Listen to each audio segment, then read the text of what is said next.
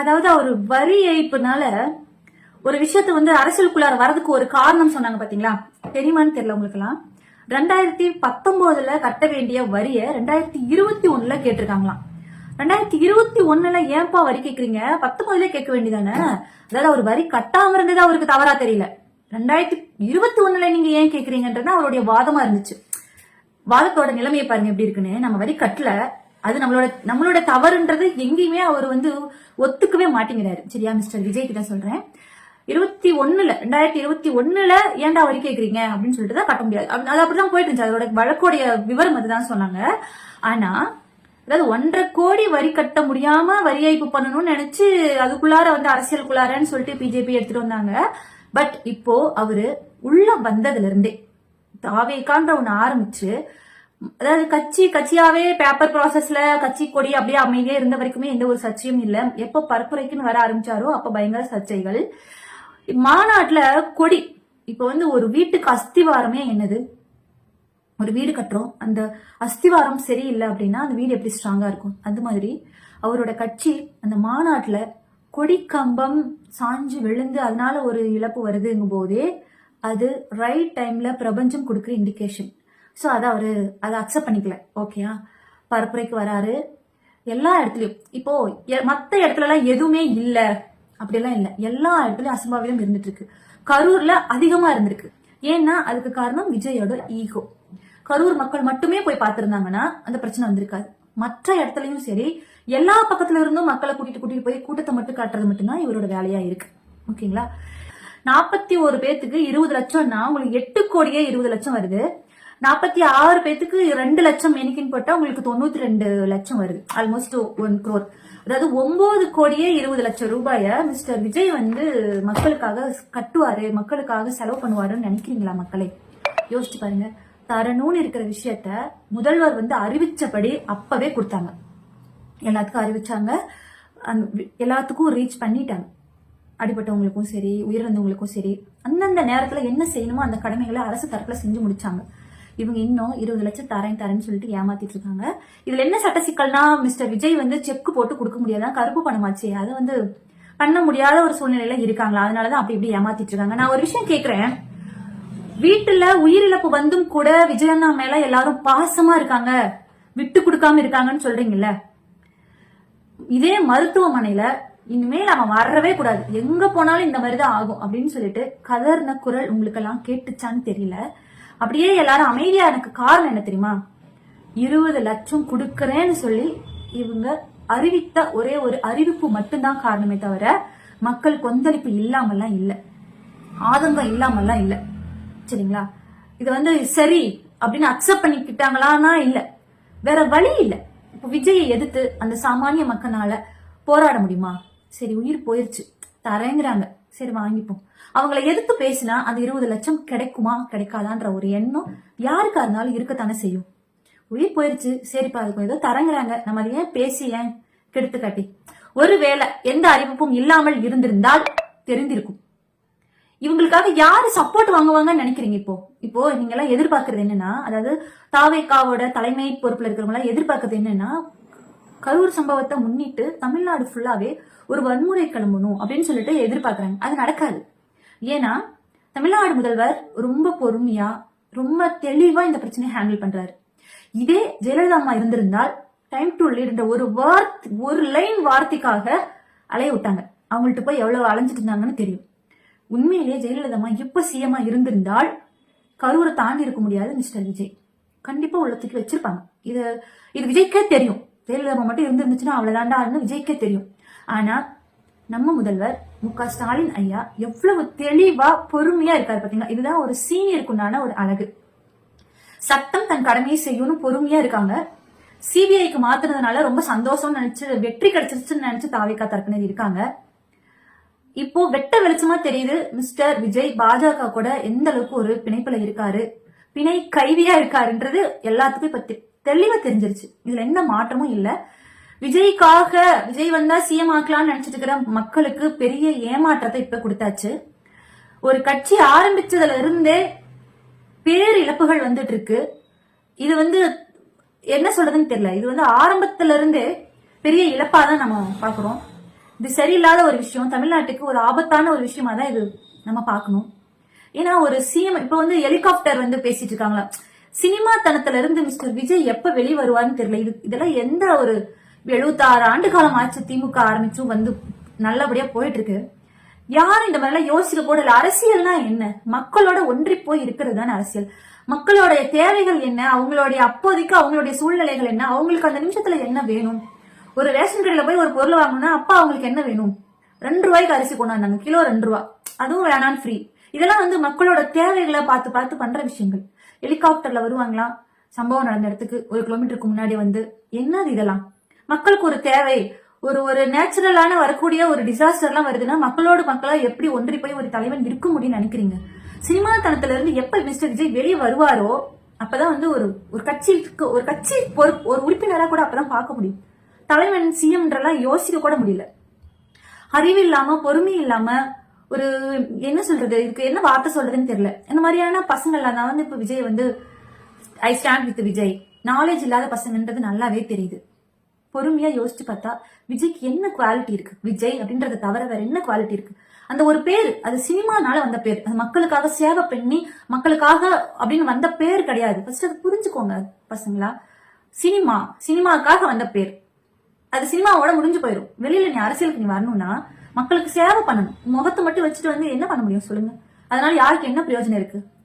உயிரிழந்த மக்களே அதை அக்செப்ட் பண்ணிக்கிட்டாங்க அப்படின்றாங்க. வேற வழி என்ன இருக்கு சொல்லுங்க? இப்ப போராடுனா, விஜய் எதிர்த்து போராடுனா, இறந்து போன 41 உயிர்ல ஒரு உயிரையாவது திரும்ப கொண்டு வர முடியும் அப்படின்னா எல்லாரும் ரெடி போராடுறதுக்கு. நாங்க கூட ரெடி, எல்லாரும் வரோம், போராடலாம். உயிர் திரும்ப கொண்டு வர முடியும் அப்படின்னா பண்ணலாம். இப்ப பண்ண முடியாதுல்ல, வேற வழி இல்ல. இப்ப என்ன பண்ணலாம்? சரி ஓகே, காம்பன்சேட் பண்றாங்களா, சரி ஓகே வாங்கிக்கலாம். அதுதானே இயற்கையா எல்லாத்தோட மனநிலைமையும் இருக்கும். இன்னைக்கு எவ்வளவு நாள் ஆகுது? இன்னைக்கு வந்து அக்டோபர் 17. இந்த பதிவை நான் வெளியிடும் போது அக்டோபர் 17. இப்ப வரைக்கும் ஒரு ஸ்டாண்டர்டா இங்க வராங்க, இவ்வளவு தராங்க, எந்த ஒரு இதுவும் இல்லை. அப்படியே ஒரு ரூமரா தான் போயிட்டு இருக்கு. 5 நாள்ல சொன்னாராம் தலைவர் வந்து எல்லாத்தையும் பார்க்க சொன்னாங்க. ஆனா வந்து இது உண்மை தெரியும். என்ன உண்மை தெரியணும்? என்ன உண்மை தெரியணும்? நீங்க சுத்த விட்ட ட்ரோன் கேமராலாம் அப்பவே எடுத்து கொடுத்தீங்கன்னா உண்மையே தெரிஞ்சிருக்கும்ல. ஏன் அதை மட்டும் ஏன் ரிலீஸ் பண்ணாம இன்னும் கலவரம் வரணும்? ஆதவ அர்ஜுனுக்கெல்லாம் என்னன்னா ஒரு கிளர்ச்சி வரணும், ஒரு எழுச்சி வரணும், ஒரு மக்கள் வந்து அங்கங்க இன்னும் வந்து என்ன ஆகணும் அப்படின்றத அவர் எதிர்பார்க்கிறாருன்றது அவர் வார்த்தையில இருந்தே தெரியுது. இதெல்லாம் வந்து ஒரு மக்களுக்கான ஆட்சியா தான் இருக்கணுமே தவிர மக்களை வச்சு இவங்க அரசியல் பண்றதா நினைக்க கூடாது. இதை மக்கள் புரிஞ்சுக்கிட்டாங்கன்னா திரும்ப அவங்களோட அடுத்த பரப்புரைக்கு போகாம இருந்தாங்கன்னா தான் நல்லது. அவங்க போறாங்க போகல, அது நம்மளுக்கு தேவையில்லை. ஆனா வந்து மக்கள் புரிதலோட இருக்கணும்னு சொல்றேன். ஒரு பொழுதுபோக்கான ஒரு விஷயம். விஜய்க்கு வந்து அது ஒரு தொழில். இப்ப நான் பியூட்டிஷியன், அது என்னோட தொழில். அரசியலுக்கு நான் வந்து பண்றேன்னா அது ஒரு சேவை. ஒரு டாக்டர், அது அவரோட ப்ரொஃபஷனல். அந்த மருத்துவம் தான் அவரோட சேவை, அந்த சேவை தான் அவரோட மருத்துவம். அது ஒன்றி போய் இருக்கிற ஒரு விஷயம்.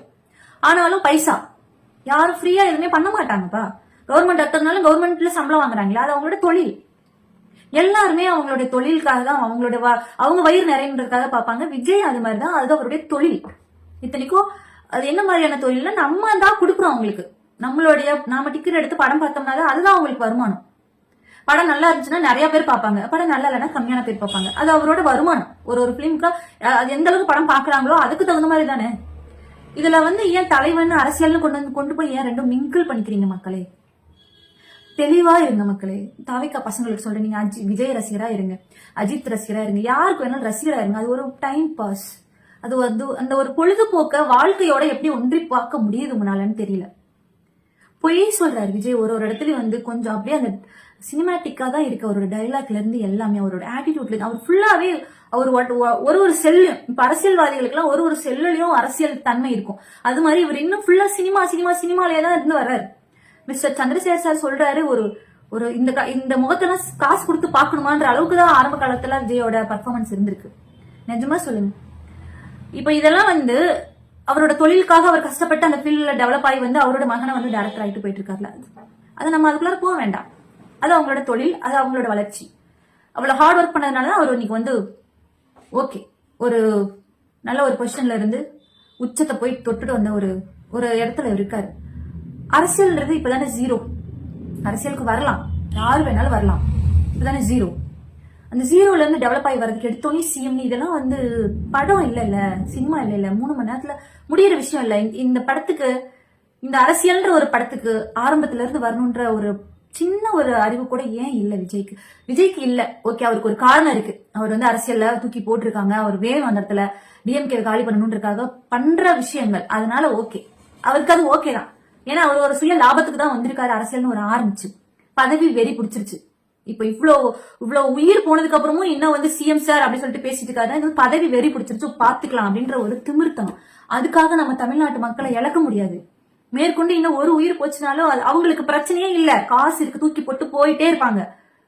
போற நம்மளுக்கு தான் அறிவு வேணும் மக்களே, யோசிச்சு பாருங்க. காசை தூக்கி போட்டு போயிருவாங்க. இந்த 41 பேருக்கு அவங்க காசை கொடுத்துட்டு மறுபடியும் பரப்புரை ஆரம்பிச்சாங்கன்னா அதுக்கு என்ன அர்த்தம்? நீங்களே யோசிச்சு பாருங்க. திரும்ப பசங்க போகாம இருப்பாங்களா? அவர் பரப்புரைக்கு வராருனா, விஜய் வராருனா? இந்த இப்ப கரூர் முடிஞ்சு, நாமக்கல் முடிஞ்சு, இந்த பக்கம் சேலம், போகாம இருப்பாங்களா? எந்த ஊருக்கு போனாலும் பசங்க போகாம இருப்பாங்களா? போவாங்க. ஆர்வத்துல விழுறாங்க. ஒரு கண்டிஷன் கிடையாது. சரி, இப்போ அவர் ஹெலிகாப்டர்ல வராரு, தனி விமானத்துல வராருதான் சொல்றாங்க. தனி விமானத்துல வந்தாலும் அந்த பாயிண்ட்டுக்கு போறதுக்குள்ளார சரி இந்த மாதிரியான விஷயங்கள், ஒரு ஒழுங்கினமான இருக்கிறவங்க அந்த மாதிரி தானே நடக்கும் இல்லையா? அப்படிங்கும்போது இவரு நம்ம ஒரு தலைவனா நம்மளால சஸ்டைன் பண்ண முடியலன்ற ஒரு விஷயத்தை இவர் ஏன் இன்னும் புரிஞ்சுக்காம இருக்காரு? மக்களுக்கு தான் தெளிவு வேணும். ஒரு சீனியர் ஆக்டருக்கு இவ்வளவு இம்பார்ட்டன்ஸ் கொடுத்து உயிர் போற அளவுக்கு இம்பார்ட்டன்ஸ் கொடுக்கறது நம்மளோட முட்டாள்தனம்ன்றது இன்னும் பசங்களுக்கு தெரிய மாட்டேங்குது. அவங்களுக்கு தேவை நம்ம ஒரு பெரிய ஒரு பாயிண்ட்ல இருக்கோம் அப்படின்றது காட்டணும்ன்றது ஒண்ணுதான். இதுக்காகலாம் திமுக களங்கமே படாது.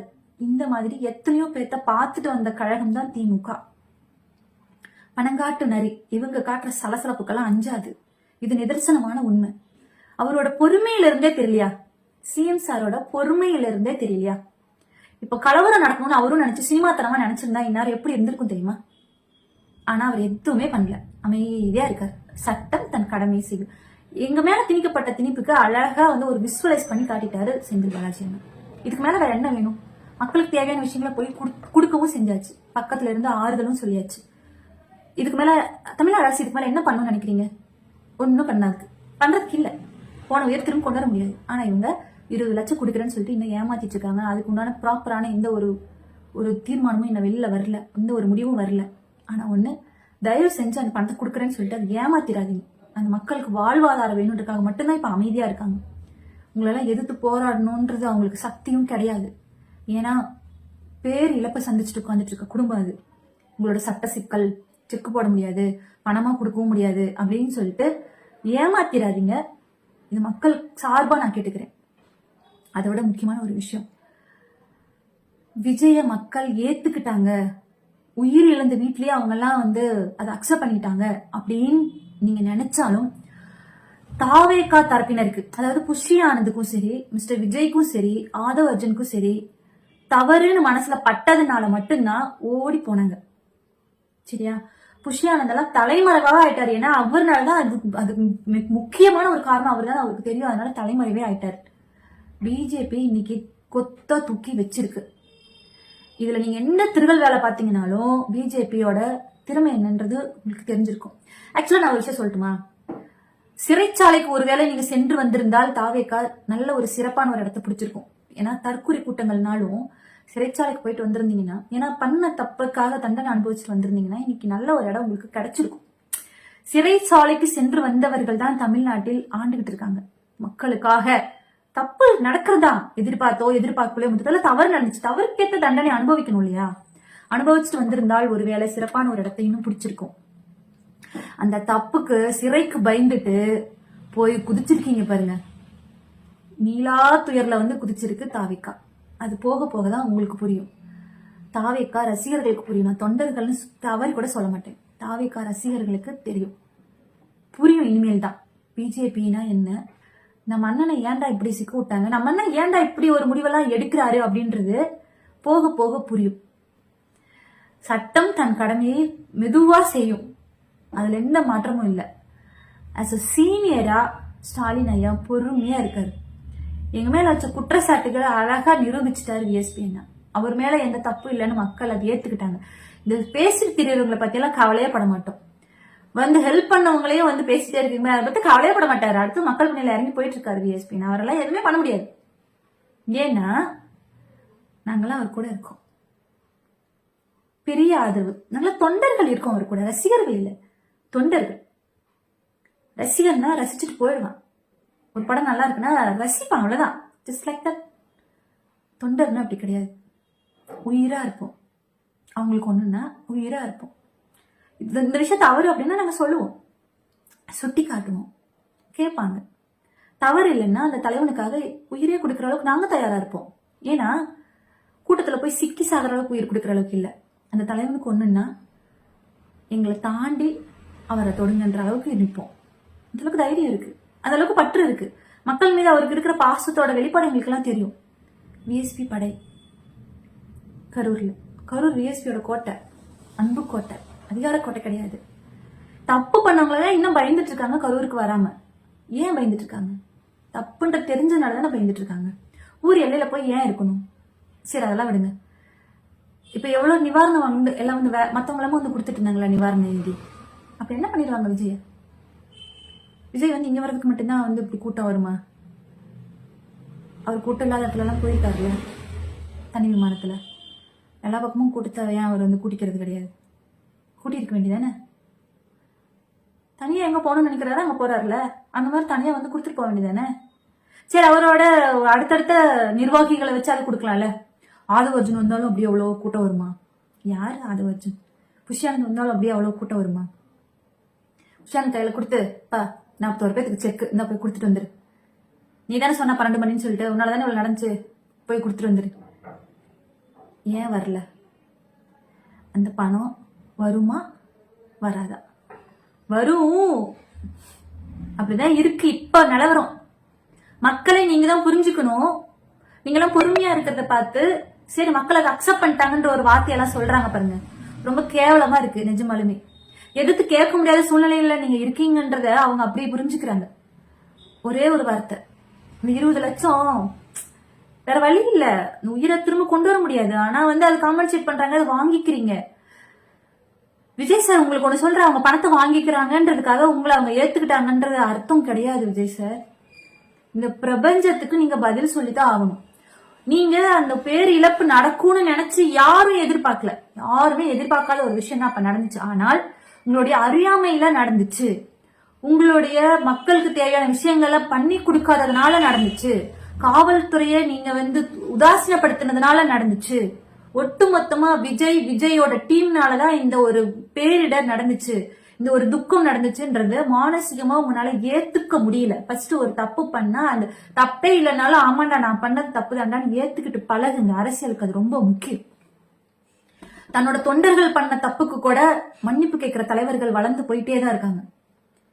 யாரோ பண்ண ஒரு சின்ன மிஸ்டேக் தான், அது ஆக்சுவலா மிஸ்டேக்கே கிடையாது. ஆனாலும் அதுக்கு விஎஸ்பின்னா நம்மளுடைய பசங்க பண்ணிட்டாங்க என்னன்னு நான் பாக்குறேன்.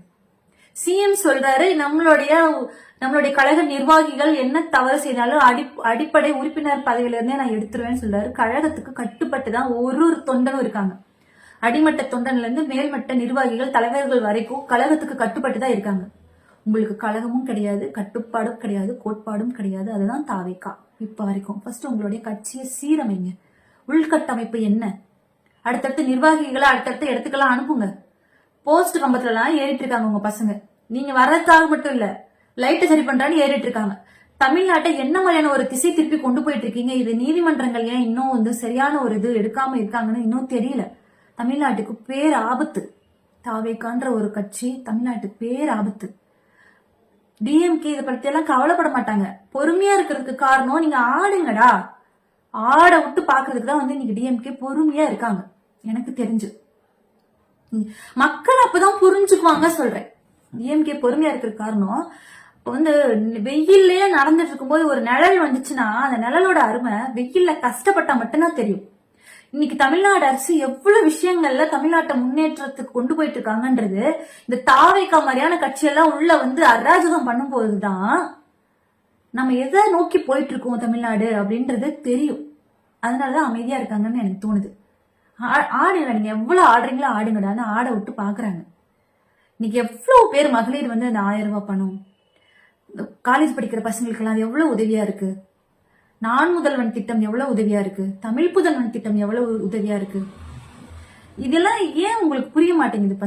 பசங்க படிச்சு ஒரு வேலையில ஒரு பொசிஷன்ல இருக்கிறவங்களுக்கு எல்லாம் இதை பத்தியெல்லாம் தெரியுது. பள்ளிக்கூடம் போகாம படிச்சுட்டு வீட்டுல சுத்திக்கிட்டு ஒரு பொறுப்பு இல்லாம திரியறவங்களுக்கு எல்லாம் இதோட வேல்யூ தெரியல. டிஎம்கேவோட வேல்யூ தெரியல. தாவேக்கா மாதிரியான ஒரு இந்த மாதிரியான ஒரு இதெல்லாம் உள்ள வந்து ஒரு அராஜகம் பண்ணி பேரிடர், உயிரிழப்பு, இன்னும் ஒரு எலெக்ஷன் கூட, இன்னும் ஒரு சின்ன ஒரு எலெக்ஷன் கூட இன்னும் சந்திக்கல, ஒரு பஞ்சாயத்து எலெக்ஷன் கூட சந்திக்கல இந்த தாவேக்கா. அதுக்குள்ள சட்டப்பேரவையில சலசலப்பு. சினிமா டைலாக் வர மாதிரி, என்னடா அங்க சலசலப்பு, தூக்குத்துறை வந்துட்டான் அப்படிலாம். இது அசிங்கமான ஒரு சலசலப்பு. 41 உயிரை பலி கொண்டு அப்படி ஒரு கட்சி நடத்தணுமா? 41 கரூர்ல, வயிற்றுல 2 43, ஆங்காங்கே போன இடத்துல எல்லாம் இதுக்கு முன்னாடி போன மாவட்டங்களையும் 4 5 7 உயிரிழப்பு, மயக்கம் அதெல்லாம் இருக்கு. இத்தனை உயிரை பலி வாங்கி ஒரு கட்சி நடத்தணுமா விஜய் சார்? மக்களுக்காக தானே வரேன்னு சொல்றீங்க. உண்மையிலேயே உங்களுக்கெல்லாம் மனசாட்சியே இல்லையா மிஸ்டர் விஜய்? உங்க வீட்டுல இப்படி ஒரு இழப்பு நடந்துச்சுன்னா நீங்க மேற்கொண்டு அதை செய்வீங்களா? அப்படி என்ன பதவி வெறி சொல்லுங்க விஜய் சார். அப்படி என்ன உங்களுக்கு பதவி வெறி? அடுத்து உங்களோட உயிர் உங்கள்ட்ட காசு எவ்வளவு வேணாலும் இருக்கலாம், நீங்க தூக்கி போடலாம் காசு. ஒரு குழந்தை அம்மா இல்லாம அந்த குழந்தை அம்மாவை தேடும் போது அந்த குடும்பத்துல உள்ளவங்க என்ன பண்ணுவாங்க? உங்களோட அறியாமையிலதான், உங்களோட தவறுனாலதான் இது நடக்குது. சரி, இப்ப அது தவறு, நம்மளுடைய தப்புன்றது நீங்க உணர்ந்தனாலதான் இப்ப ஹெலிகாப்டர்ல வரீங்க, தனி விமானத்துல வரீங்க, முடிவு பண்றீங்க. இது சினிமா தானம். மக்களோட ஒன்றி போய் வாங்க. தனி விமானத்துல எல்லாம் வராம பொது விமானத்திலேயே மக்களோட மக்களை பயணிக்கிறாரு சிஎம். சிஎம் விட நீங்க பெரிய ஆளெல்லாம் கிடையாது. அரசியல்ல பண்டமண்டல இருந்து வாங்க. மற்ற தலைவர்கள் என்ன பண்றாங்களோ பார்த்து பண்ணுங்க. புதுசா பண்றேன். எவ்வளவு பெரிய இழப்பு இதெல்லாம். 41 உயிர் ஒரே இடத்துல, அந்த இடத்த பார்க்கும் போதே எப்படி இருக்கும் சொல்லுங்க? இப்படியெல்லாம் நடந்தும் மேற்கொண்டும் இன்னும் வந்து கட்சி, சரி அது உங்களோட இஷ்டம், உங்களோட நீங்க ஒரு விஷயத்துல மாட்டிட்டீங்க, உங்களுக்கு சப்போர்ட் பண்றாங்க. ஆனா அப்பாவி உயிர்கள் போறதுக்கு இப்படி காரணமா இருக்கீங்களே மிஸ்டர் விஜய், உங்க மனசாட்சி உங்களுக்கு கொள்ளாதா சொல்லுங்க? சினிமாத்தனத்துல இருந்து எப்ப வெளியில வருவீங்களோ அப்ப அரசியல் பண்ணுங்க. மக்கள் உயிரை வாங்காதீங்க, மக்களை கொள்ளாதீங்க. பாவம் அவங்க எல்லாம். இப்போ ஒரு வசதி படைச்ச ஒருத்தர் அந்த இடத்துல வந்து நல்ல வசதி படைச்சிருக்காங்கப்பா. அப்போ வந்து அந்த கூட்டத்துக்கு வந்து அவங்க உயிர் போயிருச்சு. நீங்க சினிமா ஷூட்டிங் எடுத்து அந்த உயிர் போயிருச்சு. சினிமா ஷூட்டிங்காக வந்த ஒரு ப்ரிகாஷன் இல்லாம நீங்க பண்ணிட்டீங்க. உங்க மேல ரொம்ப தப்பு இருக்கு அப்படின்றது 100% புரிந்த, காசை பத்தி எல்லாம் கவலை இல்லாம, அது வசதி இருக்கோ இல்லையோ, காசை பத்தி கவலை இல்லாத ஒருத்தர் அந்த பாதிக்கப்பட்ட குடும்பத்துல ஒருத்தர் இருந்தாருன்னு வச்சுக்கோங்களேன், உங்களோட நிலைமை என்ன தெரியுமா மிஸ்டர் விஜய்? பாதிக்கப்பட்ட இடத்துல காசை பத்தி கவலையே இல்லப்பா, எனக்கு என் புள்ள வேணும், நான் தவம் இருந்து பெத்த என் புள்ள எனக்கு வேணும். விஜய் வந்து இது வந்து அவனை பார்க்கதான் போச்சு என் புள்ள, ஆனா செத்து போச்சு. இதுக்கு காரணம் வந்து அவன் ஷூட்டிங் எடுத்திருக்கான், இதெல்லாம் சொல்றாங்க அப்படின்னு சொல்லும்போது அந்த ஒரு தந்தை அவரோட கேள்விக்கு உங்ககிட்ட என்ன பதில் இருக்கு மிஸ்டர் விஜய்? காசை பத்தி கவலையே இல்லை, என் புள்ள வேணும் நிக்கிறாங்க, நீங்க பண்ண தப்புன்னு கண்டுபிடிச்சிட்டாங்க, என்ன பண்ணுவாங்க? என்ன பண்ணுவீங்க மிஸ்டர் விஜய்? அந்த காசுக்காக நீங்க குடுக்கறேன் ஏமாத்திட்டு இருக்க 20 லட்சத்துக்காக அப்பாவி மக்கள் ஏங்கிட்டு இருக்காங்க. அந்த இழப்ப கூட சிரிப்போ என்ன பண்ண முடியும், தாங்கி போய் தான் ஆகணும்னு சொல்லிட்டு இருக்காங்க. அது தந்திராம ஏமாத்திராதீங்க. 1, காசு தந்துடலான்னு மறுபடியும் பரப்புரைக்கு போய் இப்படி ஒரு முட்டாள்தனத்தை பண்ணாதீங்க. 2, ஹெலிகாப்டர்ல வரேன்னு சொல்லிட்டு நீங்க பண்ற விஷயங்கள் எந்த அளவுக்கு சினிமாத்தனத்தை தாண்டி நீங்க பண்ண போறீங்கன்னு தெரியல. 3, அடிப்படை அரசியல் அறிவை கத்துட்டு வெளியில வாங்க.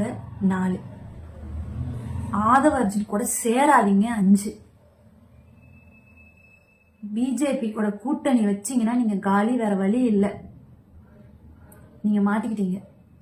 தமிழ்நாடு முடிஞ்ச வரைக்கும் அதுல பாதாளத்துல தள்ளாம தமிழ்நாடு மக்களை உயிரோடு விட்டுருங்க விஜய். தமிழ்நாடு மக்களை உயிரோடு விட்டுருங்க விஜய்.